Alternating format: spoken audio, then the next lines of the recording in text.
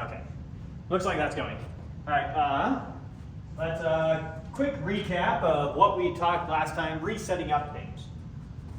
Mostly last time trying to give you basic intuition for what fundamentally lies behind electricity and magnetism. And so first off, we went over atoms. And the basic components of atoms, we have protons, neutrons, and electrons.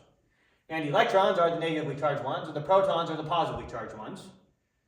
Gave you the masses of each. Mass of a proton, here it is. Mass of an electron, here it is. Stupid small numbers. Can't even begin to get intuition for those. But notice that the mass of a proton is much, much bigger than the mass of an electron. More than 1,000 times bigger. And remember that a neutron and a proton basically have the same mass. So when you're talking about the mass of some atom, the electron is largely irrelevant.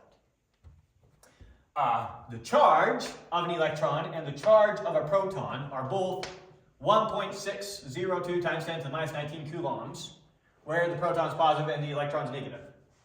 And as far as we can tell, the protons and the electrons have absolutely identical charges, just one positive, one negative. And so all charge is fundamentally integer units of E. Your charge could be 0 protons, or 1 proton, or 2 protons, or 3 protons, etc. Or 0 electrons, or 1 electron, or 2 electrons, or 3 electrons, etc. So every charge in the universe is going to be some integer multiple of this E value here. And there's no such thing as creating charge, there's no such thing as destroying charge, there's just moving charges around. Fundamentally, that's what's happening is we move around electrons. When I make something positively charged, what does that mean? It means I rip electrons off of it. Those electrons have to go somewhere, so if I made this object positively charged, I stuck negative charge somewhere else. So there's no creating charge, there's no destroying charge, they're just separating the charged particles from each other and letting them come back together. That's all it fundamentally is. And it's really close to neutral. So even for massive objects like the Earth, I think when you look at the entire Earth and it has, see if I can remember off the top of my head, something like 500,000 coulombs of charge, which sounds like a lot, but understand that's distributed over the entire Earth. And then I think our atmosphere has roughly minus 5,000 charges, 5,000 coulombs. And so our weather process causes electrons to slowly drift their way up into the atmosphere and lightning sends it all back. Interesting. Basically neutral when you get far away from the Earth. And so pretty much all the charges seem to pretty much cancel each other out. For the purpose of this class, we'll pretty much assume for every proton there's an electron. Good enough approximation. Okay. Coming back now, talk about conductors versus insulators. Very roughly, what's a conductor? Something that moves charge well. Let's see electrons flow through it. Yeah. Those of you who have chemistry, these are roughly going to be the ones who have half their outer shell filled up. And so, not the very start of the periodic table, but once you get to the middle, before you get the next one, well, not a good way to say it. Never mind. But the ones that have roughly half their outer shell filled are the ones that are typically going to be your good conductors. And then your insulators, those are things that don't let electrons flow very well, stopping charges from moving around. Remember, all charge is ultimately getting electrons to move away or come together. So stop the electron movement, you stop the charges moving around. And then we talked about this process of induction. The example we gave is you take a balloon, you rub it against you.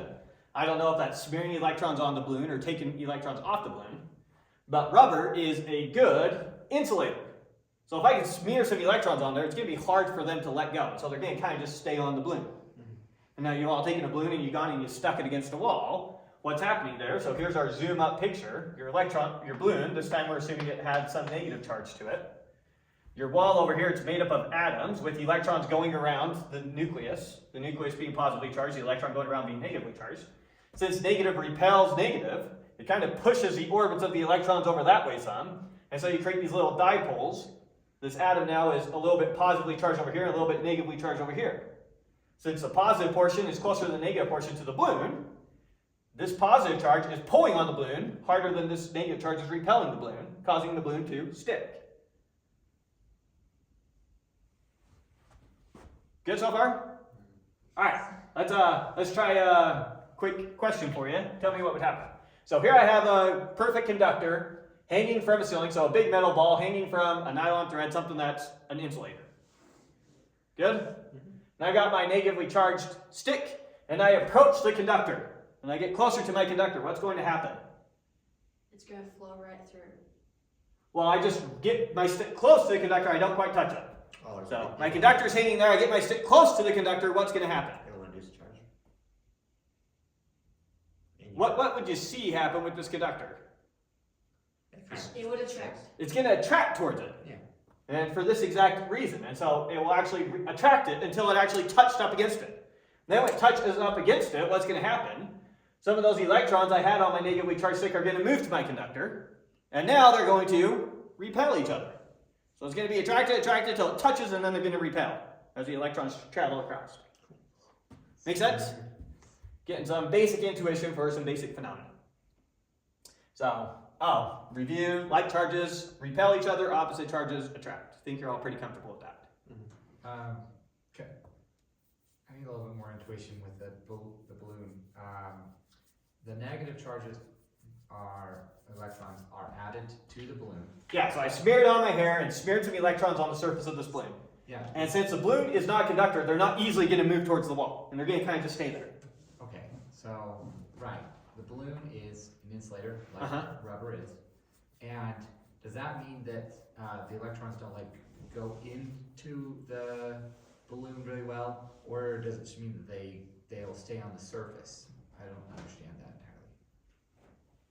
Oh, the exact chemistry of what's going on? Well, I'm saying is that when those electrons show up, do they equalize around the balloon, or do they just No. simply Very exist on the localized surface? wherever you got them to smear. You notice that if you smeared on a balloon, it's only going to be one part that sticks. The other part won't stick. Right, which would make intuition for why it's an insulator. Yeah, so you're kind of forcing it to interact with some atoms, and it sticks to that one atom, and it's not going to go to the guy next to it, and it's not going to flow. Gotcha. And so there it is, and I mean, eventually it will. The balloon won't stick forever, but for the Okay. short term, So, it's stuck. Alright, so that makes a lot more sense. Now, I still don't really understand why the ovulation process doesn't kind of push back a little bit, but I'll think more about that. The other one is you have the ebony, I think, or Amber? amber, that's what it was. You have the amber touching the, Some metal ball. metal ball, and it's giving electrons Uh-huh. that all of a sudden causes them to repel. Uh-huh. And so it's not like an equalizer where it would just kind of cancel itself out in that case. No, it's not an equalizer, wouldn't cancel itself out. Now the electrons would actually move on there, and they now repel each other. I mean, unless this object were super, super positively charged to begin with. But if this is a neutrally charged object, I come at it with some negative charge. It's going to be attracted to me. And then if I can conduct my negative charge onto the object, now they're both negatively charged. Now they're going to repel each other. Interesting. Okay. Okay. So now we get to Coulomb's law. Coulomb, I want to say mid-1700s is roughly when he was doing his work. But first one to start measuring electric forces and how hard they actually interact with each other. Now, if we measure it in terms of coulombs, a coulomb is going to be much, much, much, much, much bigger than the charge of one electron. We'll see that there is roughly 6 times 10 to the 18 electrons in 1 coulomb worth of charge. So, absolutely massive what our units are in terms of the fundamental constituents that make up that charge. Anyways, so here's what Coulomb observed. Coulomb observed, first of all, that if I have 2 charges, so I've got this charge and this charge, whatever they are, positive or negative, we'll say one's positive, one's negative, so they're attracting each other. He knows that if I double my positive charge over here, then they pull together twice as hard as they did before. The force is double what it was before. And if I half the charge on one of them, then it's half the charge that was before. So he knows that the charge, or the force, is proportional to the charge on each of the objects. So if I double my charge on Q1, then that doubles my force. Or if I double my charge on Q2, then that doubles my charge. Sorry, Q we typically use for charge. I didn't say that, did I? So the Q's in this formula, this is going to be a charge on object 1, this is going to be a charge on object 2. So Q1 is a charge on object 1, Q2 is a charge on object 2. If I make object 1 twice as charged as it was before, so Q1's twice as big as it was before, that doubles my force. Similarly for Q2. If I double the other charge, that also doubles my force. Good so far? Sure. Bigger forces, or bigger charges, bigger force. Double the charge, double the force. Now, what he noticed is that it's inversely proportional to the distance between them. R here is the distance between them, squared. maybe should have drawn a quick picture for what this is saying. So here's an object with charge Q1, here's an object with charge Q2. Q1 is exerting a force on Q2. Did we say, we'll say this time they're both positive, so it's going to be pushing it away that way with some force, right? What is the force? Well, Coulomb says, here's what the force is going to be, here's how strong it is, where R is the distance between them. And K here is just some constant. So the force is proportional to the product of the charges and inversely proportional to the distance between them squared. The distance between them squared. Notice R is in the denominator, so if the distance between them gets bigger, then the force becomes smaller. They push less the further away they are. Now, it falls off with R squared. What does that mean? That means if I double my radius, if I double the distance between them, then the force is how much? 1/4 from that. 1/4 what it was before, because it's squaring the R. So you take 2R squared, that would put a 4 down in the denominator. So double the distance gives you 1/4 the electric force you had before. Good so far? So that's Coulomb's big breakthrough. The force of the charge is proportional to the product of the charge and inversely proportional to the square of the distance between them. And then the constant here just determines what units you're using. So times K to get your units. If one of the charges is negative, does that mean you have a negative force? Is that how you describe that? Yeah, so the force is always radial. So it's telling you it in the radial direction. If it's positive and positive, then that means it continues in the radial direction. If it's positive and negative, that means it's going negative the radial direction. So coming towards you. So negative and negative is that way, positive and positive is that way, positive and negative flips the vector towards you. So it is a vector then? It's a coding. It is, so this is how you get the magnitude of the vector, and which way does it point? Like charges repel, opposite charges attract. I didn't want to use too much vector notation to make it confusing. That makes sense. So you're saying it's times K? Yeah, so K here times K, where K is some constant, 8.988 times 10 to the 9. And that's always what K is. Yes. and that's what K is for these units. Oh, wait, so if you're taking the magnitude, wouldn't it be the absolute value of the product of the charges? Because the magnitude of the vector is always closer. Yeah, but we'll let you infer from context what it is. Once again, trying to keep it in its simplest form and make sure you have the intuition for it. But we'll do lots of example problems actually working with it. Okay, good so far? Mm-hmm. So, proportional to the product of the masses, inversely proportional to the distance between them squared. K here is just a constant. That's what it needs to be proportional to, times some constant. In this case, our constant happens to be 8.988 times 10 to the 9. And the units for our constant is newtons, meter squared over Coulomb squared. That just makes so when you plug it in for K here, the charges here are Coulomb, so you get a C from this charge, a C from this charge. Distance is meter, so you get an m squared from this charge. And so the m squared will cancel with the m squared and the c squared with the c squared, leaving newtons. So the newtons on a constant, or the units on constant are never interesting because they're just whatever they need to be to make it come out a force in this case. Why is that How constant so big is a specific? Newton? How big is a newton? Yeah. A newton is how much force you need to accelerate 1 kilogram of mass 1 meter per second. Okay. Why that number? Why this? Your constants are always just some measured number. Well, how they measure it is what I'm asking. How they measure it? Meters. It's just a consequence of whatever your units end up being that you're making it come out to. I mean, let's see how exactly we could measure this K. You'd have to already decide what 1 Coulomb is. Right? Yeah. So I go and I charge up some object in the universe, and I say the charge on this object is now what I mean by 1 Coulomb. Okay. And now, how do you figure out what K is? Well, you measure the force when you have 2 charges of 1 Coulomb each and separate them by 1 meter. And whatever the K is, now that gives you your constant. And that's a very straightforward way to go and measure it. So you control for all the other variables, and that's Right. You just make sure you have your charges, make sure you have your distance, and your K comes out. and it's because you can measure the consistent force. in that case, no matter how you do it, Yeah. and they didn't necessarily prove it. So I mean, K is a it's constant. You know, This is not proven. This is a law of physics. This is something we carefully measure with these two charges, and it came out that way. We carefully measure with these charges, and this just came out that way. We measure a whole bunch of different times with a whole bunch of different charges and a whole bunch of different distances, and it keeps working, keeps working, keeps working. And so we inductively reason to the premise, this is how charges behave. And now that's a premise, and we use that to prove things that will prove some things follow from this fact. But yes, we don't prove this. This is something we validate empirically by going and measuring. So maybe the word law, It's what the law means. It's a premise of physics. a law is by definition in this context a premise of physics is what they mean by the word law. Yeah. Good? Okay.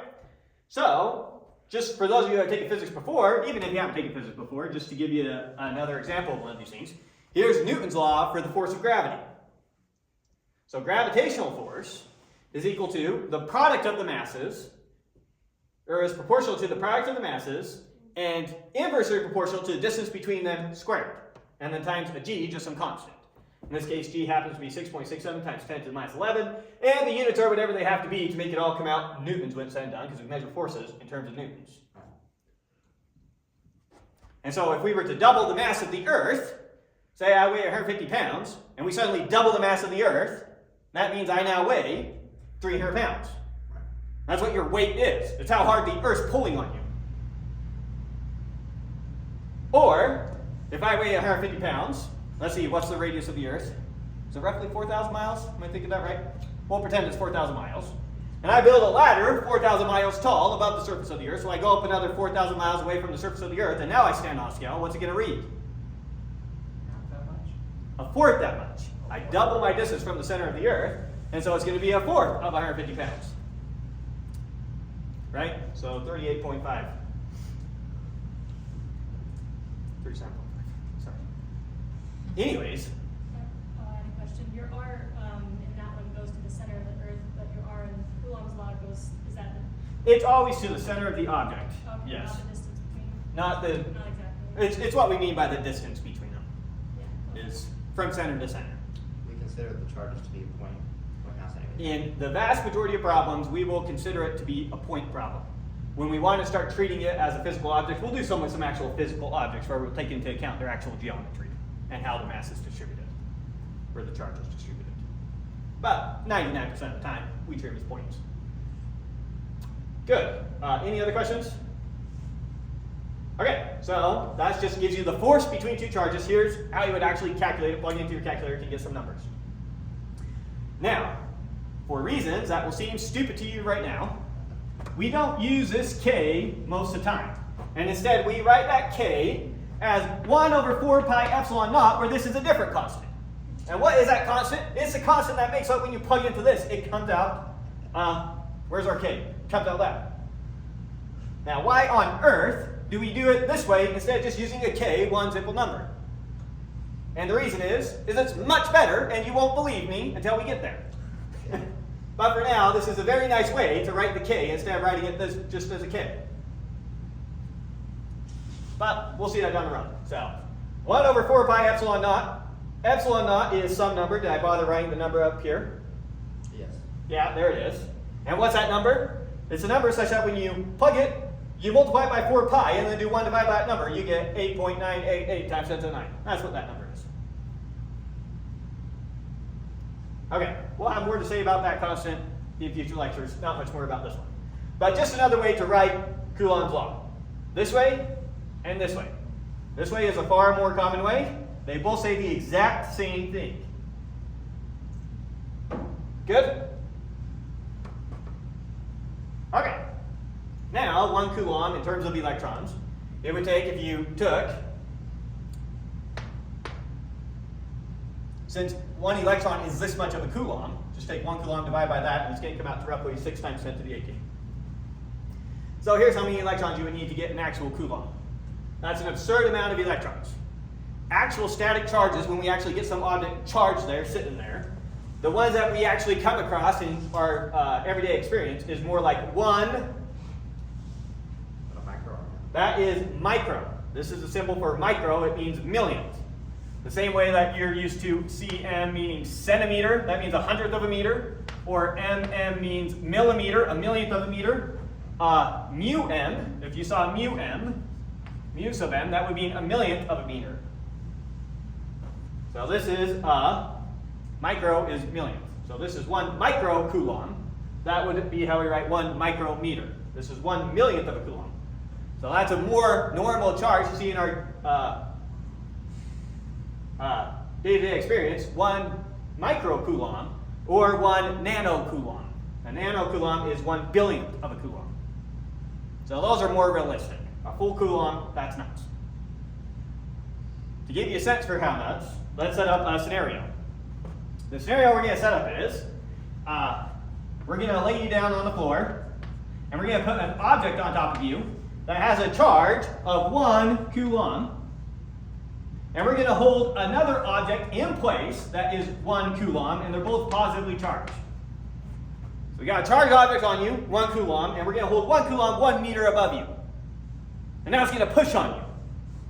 How much is it going to push on you with? Well, it's going to push on you with K newtons. 8.988 times 10 to the 9 newtons. To give you a sense for what that weight is, that comes out to about 1 million tons. I did some rough approximations. That would be stacking half the elephants on planet Earth on top of you. That's how much 1 Coulomb is. Why is it so high if it's unrealistic on a regular basis? Currents. And we get a lot of charge moving per second. Now these become much more modest. That makes sense. Because an amp is coulombs per second. Jumping ahead. But yeah, so we're not very interested in static charges as much as we are in moving charges. 1 Coulomb is amp, 1 amp per second. 1 amp is 1 Coulomb per second. 1 amp is 1 Coulomb per second, which is 1 million times. Well, this is getting a static charge where it's holding still. So in statics, when you're getting electric charges to hold still, it's very hard to get very big charges to hold still and just stay there. That's difficult. Letting charges just move, that's a much easier thing of just facilitating the movement. Trying to stop them from moving is much harder. Okay, we'll just keep going. I'll probably understand what you're saying. Okay, so that's it for Coulomb's law. Any questions before we just jump into doing some examples? All right, let's jump into some examples. Can I get the whole thing? Yes, so long as I don't go too far to the side. All right, so just a bunch of examples now. Setting up scenarios, let you see the actual algebra at work, hopefully get you more comfortable with it. So first scenario I'm setting up here is, I've got 2 alpha particles. An alpha particle is a helium atom without its electrons. And a helium atom typically has 2 electrons. Must be erased last time. So an alpha particle is just 2 protons and 2 neutrons. That's what an alpha particle is. So an alpha particle is a positively charged or negatively charged? Positively charged, because it doesn't have any electrons. So I've got an alpha particle here, and I've got an alpha particle here. I have them separated by some distance r.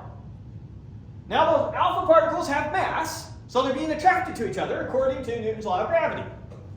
All masses attract each other according to Newton's law of gravity. But they're also both positively charged, so they're being repelled by each other. I want to figure out, first off, are these alpha particles going to go towards each other because of gravity, or are they going to shoot apart because of the electromagnetic force? They're going to shoot apart. All right, the gravity of an alpha particle is a joke. All right, so it's nothing. So I'm going to look at the ratio of the electric force to the force of gravity between these 2 particles. Give you a sense for how much stronger the electromagnetic force is than the force of gravity.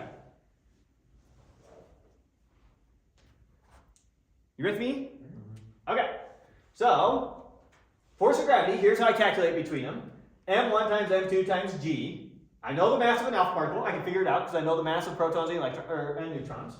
So I can figure out the mass of each of them. I know what G is. I don't know the distance between them. Right? It just says R. over here, I know the charge of an alpha particle is just 2 protons, so it's going to be 2e in the positive direction. So I have that for both these, and I know what k is. Once again, I don't know what the r squared here is. But I'm looking at their ratio. And when you take one fraction and you divide by another fraction, what do? You take the first fraction, and what do you multiply it by? The reciprocal of the second.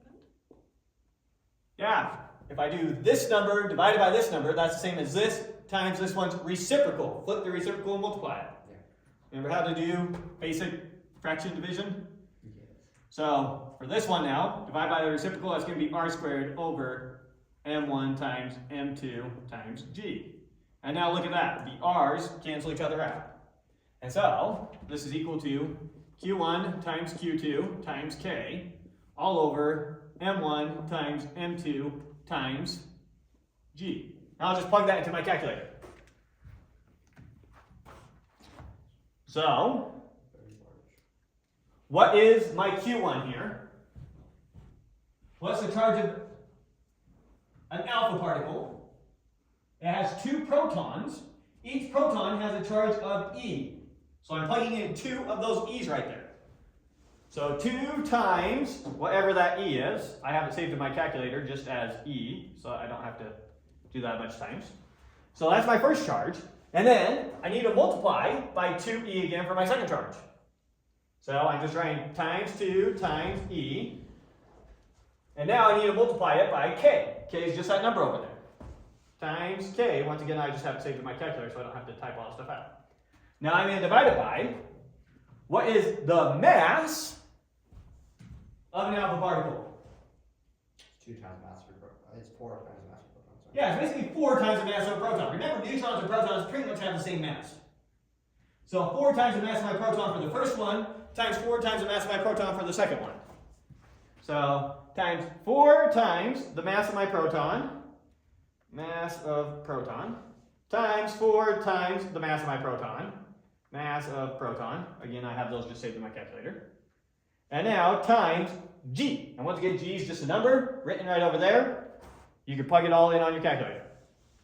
And when I do all that, then this comes out to approximately 3.1 times 10 to the 35.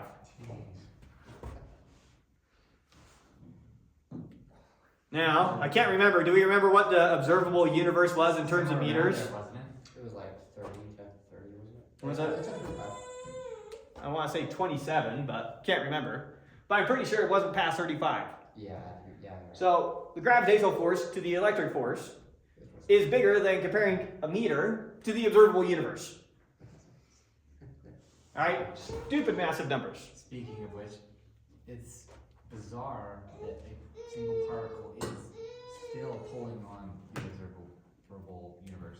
Is that correct? Everything attracts everything Yeah. that has mass. It's Now, so bizarre. those gravitational attractions travel at the speed of light, so it's not instantaneous. So I wouldn't say everything's pulling on everything, At but- the speed of light, they are. but they're all trying to. And everything that you see around you is pulling on everything that you see around you. That's plain safe to say. Yeah.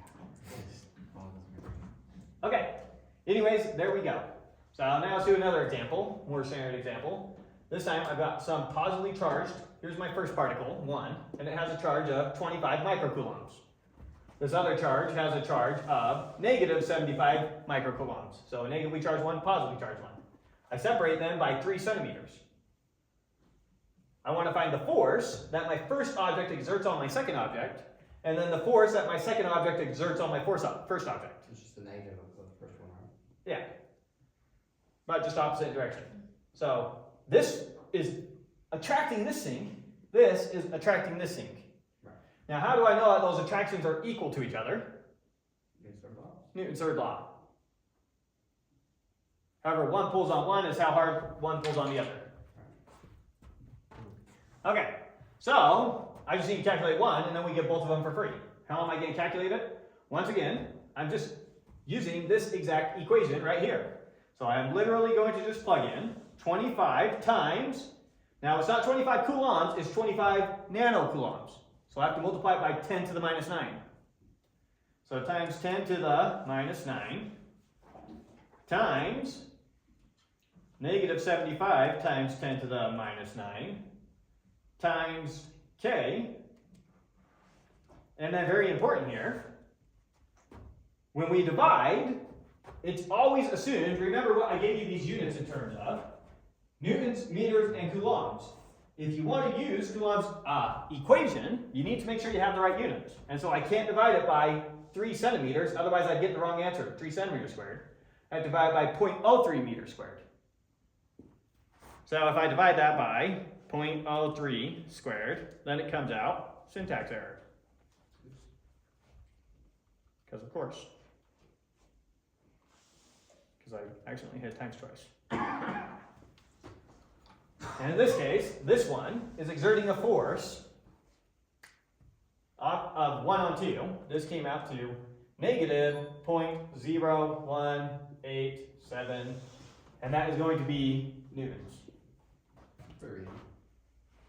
Do you by chance have the book? Yes, that's correct. That's correct? Okay. Divided it to 0.019. 0.09. 0.019? 0.019. 0.019. Okay, two significant figures. 0.019 newtons. And then this one will also be, since we're just talking about the magnitude, 0.019 newtons. It'll be, however hard this one's pulling on that one is the same that this one's pulling on that one. Yeah. Very similar to if we got a rope between us, however hard you're pulling on the rope on one end is how hard I must be pulling on the other end.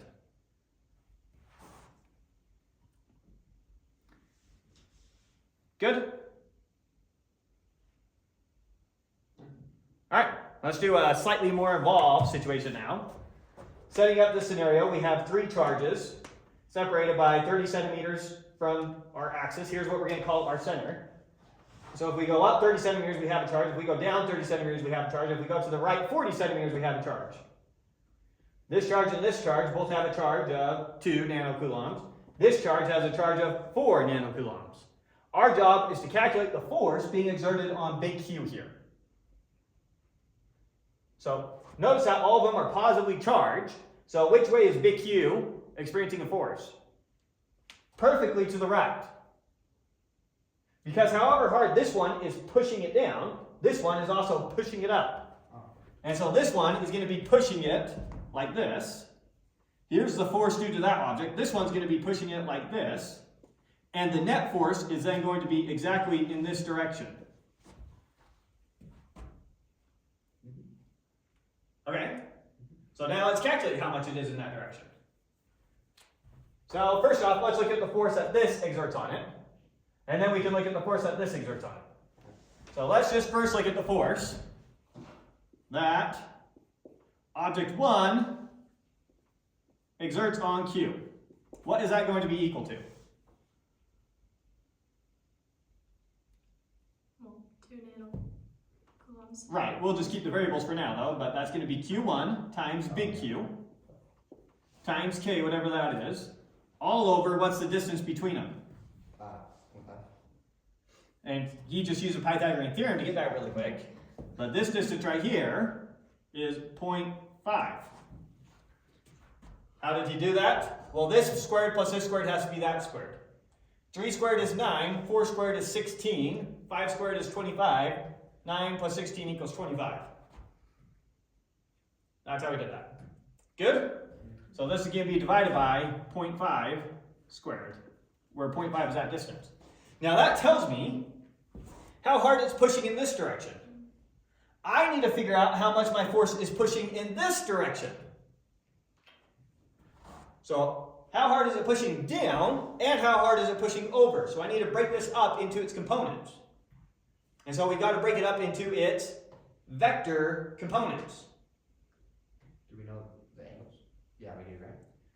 How could we easily get the angles?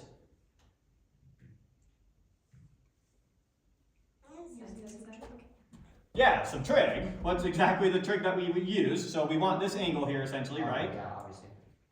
So tangent inverse of 3 Yeah. over 4. Yeah, so Yeah. maybe scribble out what I had before for you guys. If we ever have some vector, what did I call it last time? I think I just call it vector A. Here it is. Then we can break it up into its A sub x is this component, A sub y is this component, where this is our theta. then our angle, tangent of theta, gives us rise over run, or AY over AX. So that means that our arctangent of our rise over our run gives us our theta, the inverse function. So how do I calculate that theta? I'm just going to plug on my calculator, arctangent of 0.3 divided by 0.4. So just blindly plugging it in without even thinking about it. So in other words, what is the angle that gives me a slope of 0.3 over 0.4? That's what arctangent of 0.3 over 0.4 tells me. It tells me what angle has that slope. Tangent takes an angle and gives you the slope. Arctangent takes a slope and gives you the angle that corresponds to that slope. So I plug into my calculator, arctangent of my rise is 0.3, and my run is 0.4, and it tells me that angle would have been 36.86 degrees. So I now have my theta. My theta is 36.87, roughly. So there's our theta there. Okay, so now we know the angle. So it's. How do I figure out what portion of my force here is in the x direction? I know that this is how hard it's pushing this way. How do I figure out how much of it is pushing that way? You times that force by sine of your theta. Or cosine, sorry. Sine or cosine? And the other way we remember this is, what do you do when you stub your toe? SOHCAHTOA. You SOHCAHTOA. So here's your angle. We call this the opposite. We call this the adjacent. We call this the hypotenuse. SOHCAHTOA. Sine gives you opposite over hypotenuse. Cosine gives you adjacent over hypotenuse. Tangent gives you opposite over adjacent. Right? And then so, with each of those, let me write out what the one we're right here. Writing out explicitly, what are we saying? We're saying cosine of theta is equal to the adjacent over the hypotenuse. Or in other words, the adjacent side is equal to my hypotenuse times the cosine of theta. Where your hypotenuse is the hypotenuse. So our vector here is pointing this way. The magnitude, or our hypotenuse of our vector, is right there. How much of it is in the x direction then? That's the same as the adjacent. What's the x direction or the adjacent? I calculate that by taking that magnitude and just multiplying it by the cosine of the angle. So first let's find our magnitude now. Our magnitude is Q1, which is 2 times 10 to the negative 9 times, what was big Q? 4 times 10 to the negative 9 times 4 times 10 to the negative 9 times K, that constant that we have written on the board. And then we divide it by 0.5 squared. And so when I do that, I get that this right here, this force, F1 from 1 to Q, is equal to the magnitude of the force is 2.8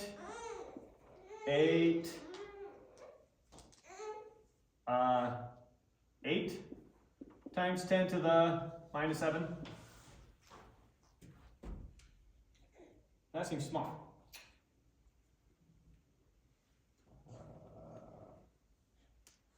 It says 0.9 inches. Yeah, that is too small. I did 2 times 10 to the negative 9 times 4 times 10 to the negative 9 times K, all divided by 0.5. What am I doing wrong? You square your 0.5. I squared my 0.5.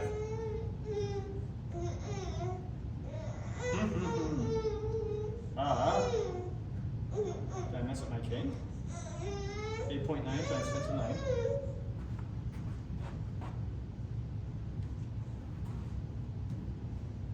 How am I making such a big mistake on this one?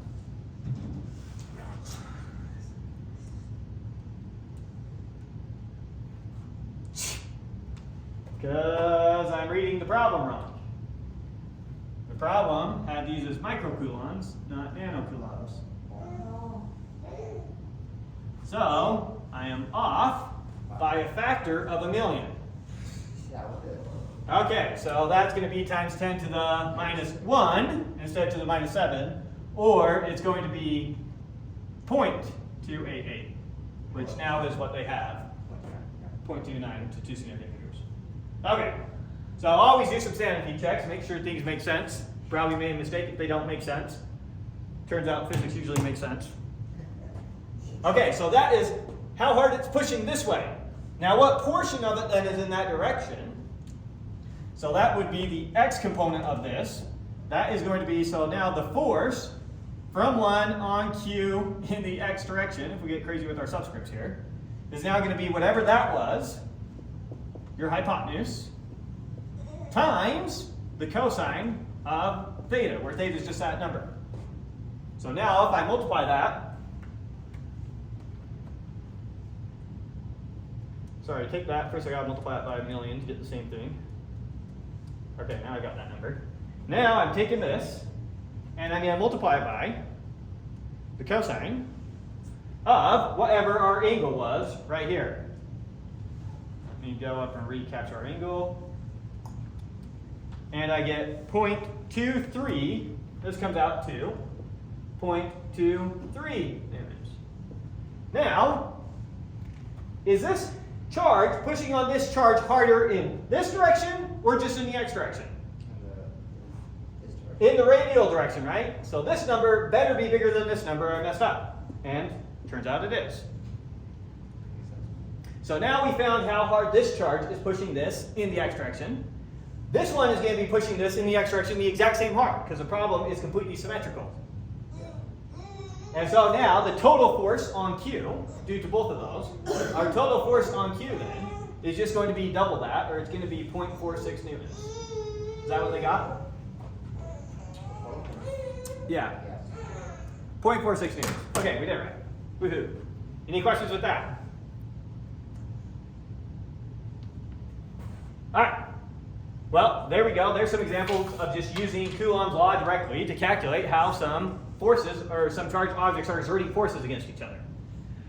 Now, we're going to move on to talking about electric fields.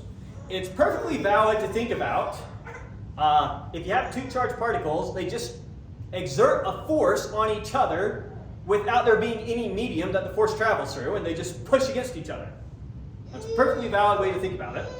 A more fruitful way to think about it is to start thinking about one charge as creating an electric field that surrounds it. And then when you put another charged particle in the electric field, it then experiences a force. An example would be that the Earth creates a gravitational field around it. What does it mean? That means objects that have mass experience a force in that field. Crazy. So we want to start thinking about charged particles as creating these electric fields, and those fields permeate out through all of space, and it actually changes how that space behaves. It's now an electric field, which means any charged thing will now experience some sort of force in that field. Only charged things. Only charged things when we're talking about electric field, just like only things with mass when we're talking about gravitational field. Okay. So, how do we map out this field, and what's the intuition for this field? So I got this object, this charge Q here. And it's going to, in our case, we'll have a positive charge.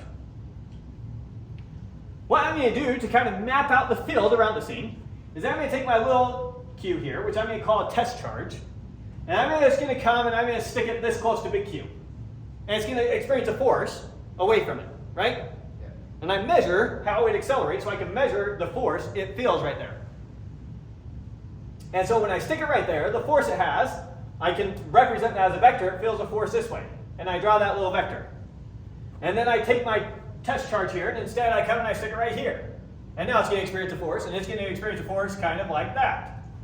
And I take the same test charge, and if I plot it all over the place, then it's going to have corresponding forces that I can measure how strong those forces are.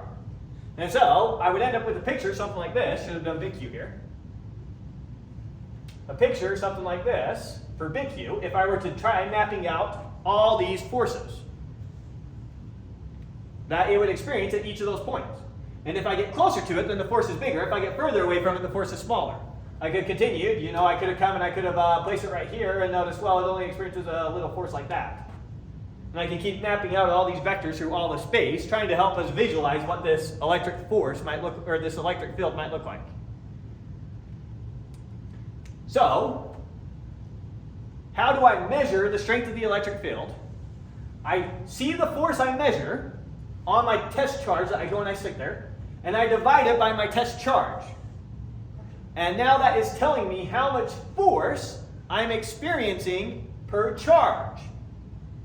An electric field of 1 means that if I take 1 Coulomb, I experience, well, not quite 1 Newton, K newtons, a lot of them. But my electric field, E is what I'm using for my electric field here. I want it to be how much force I get per unit charge. If I double the charge, I get double the force.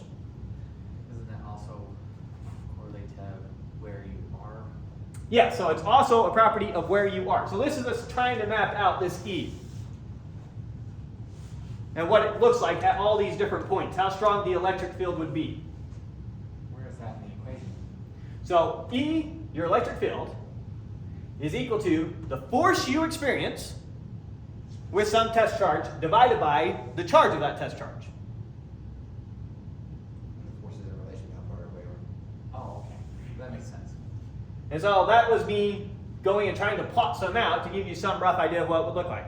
Or in other words, if I want to know the force you would experience in some electric field, I just take the electric field, I multiply it by however charged you are, and that's the force you would experience in an electric field. So that E is constant no matter where you are in the field? No, that E can vary in the electric field. Let me give this to you for the Earth. The force you experience from the Earth is equal to your mass, however much you weigh, times what would the field for the Earth be? It would be the mass of the Earth times g divided by your distance from the Earth squared. Gotcha. If you're on the surface of the Earth, going back to the very beginning physics, that's what we called little g. And so the force close to the surface of the Earth was m times g. Because if you're staying relatively close to the surface of the Earth, then the gravitational field is pretty much constant. And so you can think about that as you took your mass times the field gave you the force due to gravity. Are you saying that electric fields behave quite similar to how gravitational Yes. fields work? Yes, they behave, mathematically speaking, they behave identically with one exception. Gravity is always an attractive force. Electromagnetic forces can be repulsive and attractive. So is just, we know that the Earth has an electromagnetic force. Is that a positively charged one or a negatively charged one? The Earth, when it comes to its electricity and magnetism, is roughly static. Now, if you're thinking about its magnetic core and that generating that magnetic field, we'll get to that. Okay. We got to first talk about electric fields. Magnetic fields are a whole nother beast Oh. until you find out they're actually the same beast. But for now, they're a whole nother beast. Okay, so here's roughly what an electric field might look like for around a positively charged one, and here's one for some negatively charged thing, what its electric field might look like. Everything attractive. We always draw the field lines in the direction, sorry, these are not called field lines. We always draw these force vectors in the direction that a positive charge would move. That's our convention. And so the E here is always telling you which way the positive charge would move. So, if I place a positive charge, it will move in the same direction as my E vector. If I place a negative charge, it will move with the same magnitude, but the opposite direction of my E vector. Gotcha. So it's always pointing in the direction a positive charge would move. Good? And so, if your electric field is just your force divided by the charge, then your electric field, drawing out all the math, is just whatever your charge is, Q, times K over R squared. And you don't have that other little q there because it got divided out. What's F? It has a product of your Q's. If you divide by one of the Q's now, then you cancel out one of those Q's. Oh, we have it written right here. So, what is F over Q? F over Q is just going to cancel out one of the Q's. And so in our electric field here, rather than it being a product of two charges, it's just one charge. And if you multiply now that by a charge, now it gives you a force. And that would tell you the force that you would experience in that electric field. Am I saying this well enough? Does it feel like I'm just repeating myself? Or is it still confusing? So an electric field tells you how much force you would feel per unit charge. You want to know how to calculate your force that you would get with a particular charge? Multiply it by E. Here's E. If you multiply it by a charge, the product of two charges over a distance squared times K is going to give you the force. And then that R hat, that R hat just means moving in the radial direction. R hat is a unit vector in the R direction. Sorry, I forgot that. Forgot my audience. So that's all R hat means. It just means it's going to be a vector. R meaning in the radial direction, so out from the center. So R hat is always pointing out from the center. Unit vector, we won't bother with what that means. It just says, here's how big it is, and here's which way it's pointing. Okay. And that's how you can read that. And then once again, because K is the same thing as 1 over 4 pi times, did I tell you guys how to read this? Epsilon? That Greek letter is epsilon, and it has a sub-zero. Everyone in physics calls that naught. So this physicists would read this as 4 pi epsilon naught. And that's what I'm also going to call it. Okay, so 4 pi epsilon naught, there's our K, times whatever our charge is, divided by R squared. This gives you the electric field produced by a charge of Q. Good? Yep. Now, a more fruitful way to visualize electric fields is with what we call electric field lines. So here's me making another attempt at helping you visualize an electric field. This time, what do these lines represent? If I were to set a test charge right here of little q, then it would experience a force perfectly tangential to that line. So it would experience a force this way. If I were to place it right here, it would experience a force this way. So it's telling you the direction that a force would always be. And these now are what we call electric field lines. So here's some positively charged thing, here's some negatively charged thing. I drew them so that they're basically proportional to each other. And here are electric field lines. The field lines are meant to show you, place a point charge here, and it would move, it would feel a force tangential to that, whatever that curve is. Make sense? Now this is not telling you the path that a charged particle would actually take. It's telling you what the force would be on it at each of those points. We did that when we did chapter 3, right? That would have been our circular motion. You can't, an object is traveling along a curved path, its acceleration. Well, it's completely different from that because this is just how it's mapped out. It's just mapping out the direction, right? If we did each of these vectors and we drew them really absolutely teeny tiny and then plotted them out, that's the direction that they would be mapping out. Right. Because trying to draw out all these vectors turns into a nightmare. And you can't visualize it with anything. This gives you a much better sense of how a charged particle in that atmosphere would behave. Do these forces actually just go on forever? Yes, they go on forever, but they die off at a rate of r squared. Very fast. So if I'm charged and I'm next to a charged thing and I'm 1 meter away, if I go 2 meters away, I'm now experiencing 1/4 the force I was before. If I go 4 meters away, now it's 1/16 what it was before. Right. And somehow, and I guess we'll get to this later, but the more charges together, the stronger the force. That makes sense, I guess. Yeah, because of Coulomb's law. It's proportional to the force, to the charges. Yeah. Double the charge, you double the force. Okay. So, here are electric field lines for some positively charged object, some negatively charged object, trying to give you a sense of if I were to put my object right here, which way would it experience a force? That way. And it also gives you a sense of how strong the force would be. The closer the lines are together, the stronger the force would be. The more spread out they are, the weaker the force would be. So notice over here, we don't have very many field lines. And so this force would be a lot weaker than it is right here, where we have field lines closer together. So the closer they are together, the stronger the force. The more spread out they are, the weaker the force. And that's another thing that these things can pictorially give you. Now, I didn't draw this very accurately, but there's ways to draw them accurately. You can go look at electric field diagrams for whatever charges you want and see those. On the website, Caleb made one of these things, made a program for these, a little applet that you can go play around with on the website. And it's just right there in the class resources now. Cool. So you can go play with that and get a feel for what different electric fields look like for different charge configurations. Good so far? All right, with that, let's do some math now with electric field.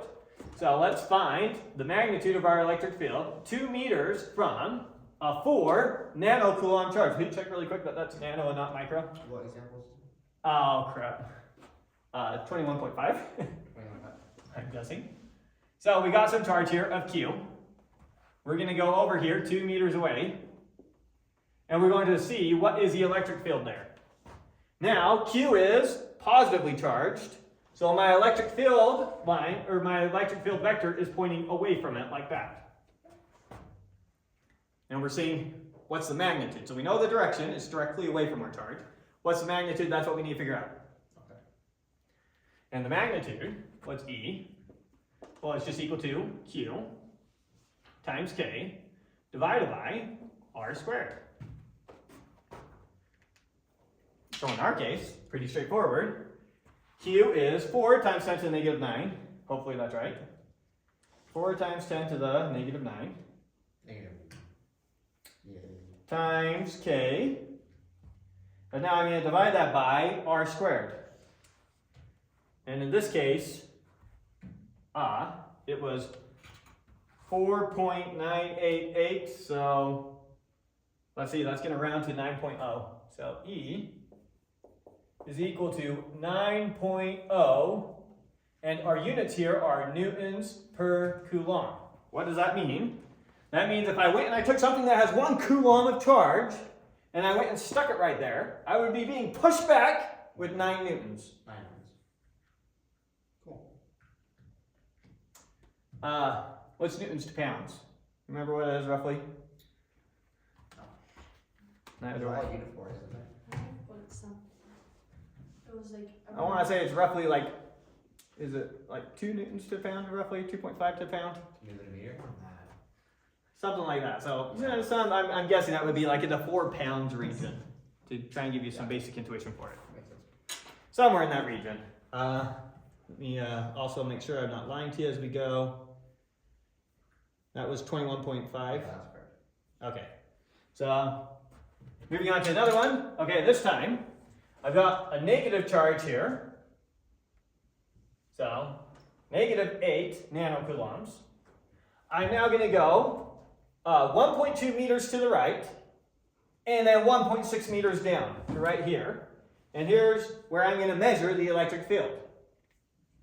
Now, since it's negatively charged, the electric field always points in the direction that a positive charge would move. So a positive charge would move exactly like that. So that's the direction of my vector. Good? And now, I'm going to find it, I'm actually going to break it up into its x component and y component. So I'm going to see how much this way it is and how much up it is, and break it up into both its components. Okay. So I'm going to write it as a vector using our vector notation. Like, if we were talking about my position vector there, r hat, or r, that would be the vector we're at, 1.2 in the x direction, negative 1.6 in the y direction. So I'll write it out using that notation for our x component or y component for E.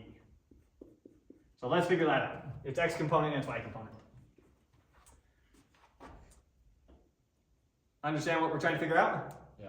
So first let's find E just itself. What is the length of our vector there? What's the hypotenuse? What's just big E here? Big E, that's pretty straightforward. We just use the same equation we've been using the whole time. That's just Q times K divided by the distance between them squared. What's the distance between them? If you know a 3, 4, 5, you should know a 12, 16. 25, Almost. 36. Now you just don't know what you're doing. 3, 4, 5, then 12, 16, scaling it up by 4, Oh. 20. So this distance is going to be 2.0 meters. Now you can just use your Pythagorean theorem always and forever. So this squared, 16 squared plus 12 squared has to equal 20 squared. Or 1.2 squared times 1.6 squared is equal to 2.0 squared. Do you know how to just solve this with the Pythagorean theorem? Yes. Okay, so as long as you know how to do the math, that's how it comes out. You take my word for it or check the book. Okay, anyway, so that's the distance from here to here. So E then is going to be divided by that distance, which we'll call R squared. So this is going to be equal to, just blindly plugging in now. What's our Q? 8 times 10 to the minus 9 times K. And we're going to take that and divide it by 2 squared is 4. And so it comes out to 17.976. So this comes out to 17.976, basically 18 newtons per coulomb. So that is the length of our E vector here, if you want to think about it that way. It's the magnitude of our electric force vector. So if I were to place a point charge right here, it would go flying off in that direction with a force of 17.976 newtons if I put 1 coulomb of charge right there. It's a very weak electric force. 1 coulomb of charge is barely experiencing that many newtons. How much is it experiencing in the x direction? How much is it experiencing in the y direction? Well, to figure this out, we're going to need to figure out what this angle is. How am I going to get theta? That's Just arc tangent of rise over run. which is 1.6 or 1.2. Yeah, so I'm just going to do the arc tangent. I think you said that backwards, but no, you said it right. 1.6. 1.6 over 1.2. Isn't that negative 1.6? I always find it safer to just reason about it yourself rather than trying to blindly go wherever the algebra takes you. Because now you need to know about the image of the arctangent function, and I'm not going to go over that. It's safer to just plug it in and reason that you're talking about this angle. You're not measuring from right here, wherever it goes. So from this angle's perspective, no, that way's up, that way's over. Okay, anyway, so we're just doing the arctangent of 1.6 divided by 1.2, and that comes out to 53.13 degrees. So I now know my theta is 53.13 degrees. How do I now figure out my x component? Cosine of that? Just take my hypotenuse times the cosine of the angle gives me the x. My hypotenuse times the sine of my angle gives me my y. So E here is going to be in the x direction. What do I do? I take my hypotenuse times the cosine of this angle, which gives me a 10.785 to two significant figures are going to say 11 will be the answer that they have there. And now, here's where we just use our own brains rather than relying too much on the algebra. Is that positive direction or negative direction? Is my x component in the negative x direction or the positive x direction? Negative. So just put your negative sign there and don't bother keeping track of all your stuff when you're plugging in for your angles. Similarly for y, it's the exact same calculation. I just take the hypotenuse, but this time I multiply it by the sine of the angle. So I replace my cosine with a sine of the angle, and it comes out to 14. So there is our E, our electric field vector. It's negative 11 newtons per coulomb and 14 newtons per coulomb. So if I stuck some charge right there of 1 coulomb, it would experience a force that way of 14 newtons and a force that way of 11 newtons is what that's saying. And the net result of that is a force of 18 newtons that way. Good? Okay. One more example. Probably should just skip that one and go on straight to this one. Here's a more interesting one, a more fun one. I've got these two charged plates. This one negatively charged, this one positively charged. And I've got them to the point where they're producing an E field of 1 times 10 to the 4 newtons per coulombs. So that's the E field between the two plates.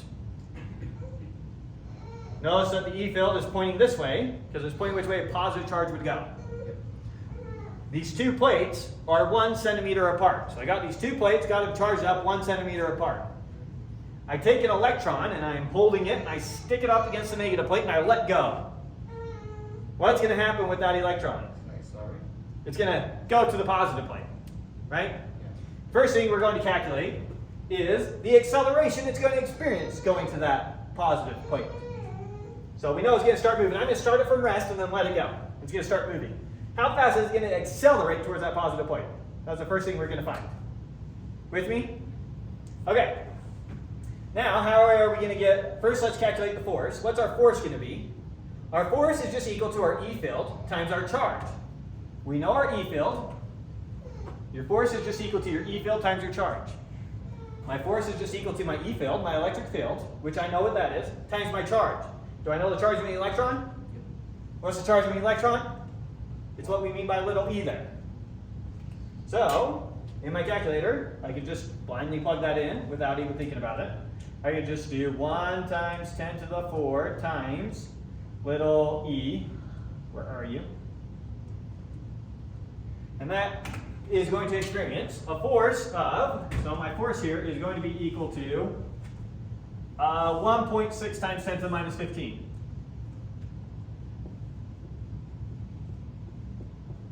Teeny force, right? Yes. We can't stick an electron next to a little plate and have that move the world. It's nothing. If that little guy came at you, you wouldn't even notice it. But that electron's also really light. But that electron is also really, really, really, really tiny. And so, if you remember from our review of Newton's laws, his most famous law, in its simplest form, is F equals ma. The force on an object is equal to its mass times its acceleration. Or in other words, if you exert this much force on an object this massive, you will get this acceleration. So we're looking for the acceleration now. So I know the force, and I know F equals ma. So my electron's acceleration is going to be equal to its force divided by its mass. The mass of an electron. You with me? Now will give me the acceleration that this electron experiences. Now, the mass of the electron, I have that written there, but I also have it stored in my calculator. So take that and I'll divide it by the mass of an electron. And now, I'm going to get to two significant figures. Oh, we want three. Three significant figures. 1.76. A is equal to 1.76 times 10 to the 15 meters per second squared. What does that mean? That means if you put this much force on an electron for 1 second, it will now be moving at 1.76 times 10 to the 5 meters per second. It's already breaking the speed of light. It's already cheating. It already broke physics.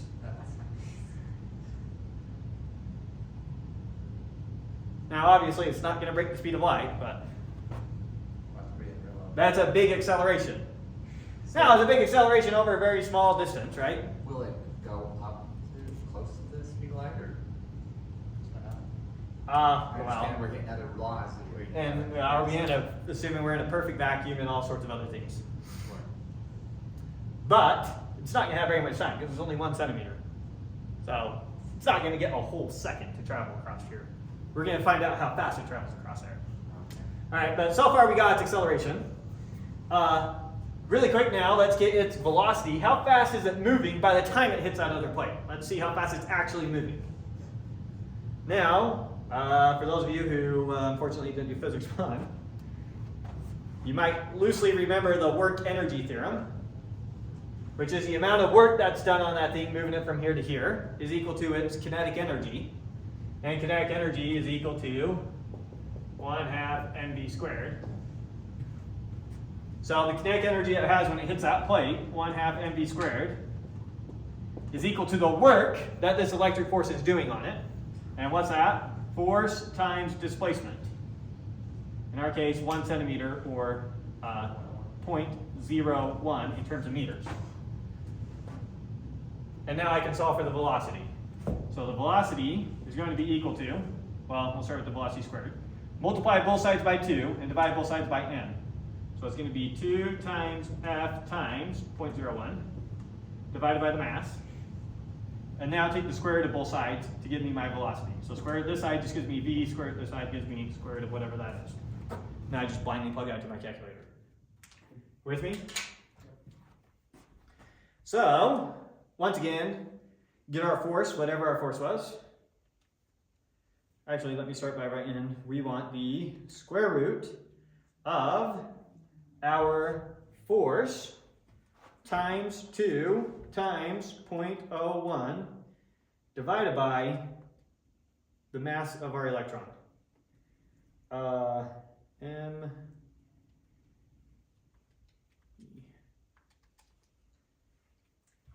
And so it's actually going to have a speed of, the velocity we actually get here is 5.94 times 10 to the 6 meters per second. So it's going 6 million meters per second. So we didn't quite even reach 1% speed of light. That's Not quite. Not quite. Wait, did we? Speed of light 3 times 10 to the 8. So yeah, it's over 1% speed of light. It's 2% speed of light. Not doing that right. Fast. Okay, so yeah, it gets going very quickly. The electron, he's a movement. Okay, now let's calculate the time it took to get from one to the other. Once again, velocity is equal to your acceleration times your time. How many meters per second you're increasing every second times how many seconds you're accelerating that fast gives you your velocity. Doesn't your acceleration change as it points to distance in here? No, because we are assuming the electric field is constant, so the force is constant, so the acceleration is constant. How is these? But as you get closer to the positive plate, the force increases. Yeah, doesn't it seem kind of like a stupid assumption that your electric field should get stronger as you get closer to the positive plate? Well, it's pulling just as much as pushing. Well, you're on also the getting side. pushed by this plate. Yeah. And then so as you're moving away from the negative plate, you're getting pulled by the positive plate. Oh, okay. We'll see how good of a approximation that is. Hopefully. But So it should be actually equal because it's losing its push as fast as it's gaining its pull. so it turns out it's going to be constant. Okay. And we'll actually prove that rather than just relying on some intuition. But anyways, so now to get our time, we just take our velocity and divide by our acceleration. Which already looking at that, you can tell us is going to give us what we call a stupid small number. And so it takes 3 billionths of a second roughly to get across. That's Let's make sure that I'm giving the same answers as the author. Yes, 3.4 billionths of a second. That's what it comes out to. So, stupid fast, and the process is over. Okay, there we go. That's working with electric fields. Any questions so far? Before I start doing some of the stuff I told you I would. Now some of the fun stuff. Sorry for those of you who don't have calculus, this will be a bit rough. Already rough. Because now we got to do a bunch of integrals. This first chapter, unfortunately, it's kind of heavy with integrals. You just need to do a bunch of integrals that keep being useful throughout the rest of the book. So, gives you a bunch of useful ones to go over real quick. Okay, so now, setting up a scenario here, here's what we have. We have like a hula hoop that's charged. A conductor hula hoop. So it's a metal hula hoop. Some big ring, and we put some charge on it, big Q. So there it is, it's all charged up.